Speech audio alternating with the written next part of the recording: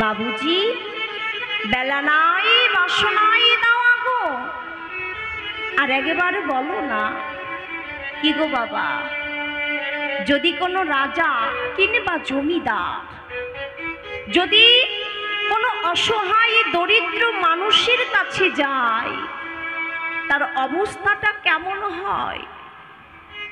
ভয়ে জড়সড় হয়ে যায়। সেই ধোপার মেয়েটি বলছে, বাবা বাবুজি, আমি আপনাকে কিছু বলি নাই বাবুজি। আমি আমার বাবুজিকে ডেকে বললাম, বাবুজি বেলা নাই বাসনাই দাও আগো। আহা হা, কি গো বাবা, বাসনা মানে কি? আগেকার দিনের কথা। বাসনা মানে মরা কলার পাতা, হলুদের পাতা পুড়িয়ে ছাই করে কাপড় পরিষ্কার করা হতো। আগেকার দিনে সাবান, সোডা, সার ইত্যাদি এসব কিছু পাওয়া যেত না। তাই মেয়েটি ডেকে ডেকে বলছে, বাবুজি বেলা নাই বাসনাই দাও গো।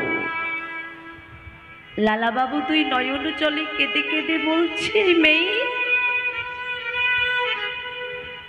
আর একটিবার বলো না, তোমার মুখে যে সেই ডাক আমার হৃদয়ে এসে লেগেছে। আজ লালা বাবু কি করেছে? সেই খাজনার সমস্ত টাকা মেয়েটির হাতে দিয়ে বলছি, এই মেয়ে, তুমি আমার জ্ঞানের গুরু পথের সন্ধান দিলে, আমি আমার বাসনাই দেব আগুন। নিতাই গৌর হরি বল, হরি বল, হরি বল, হরি বল, হরি বল। কি গো বাবা, সে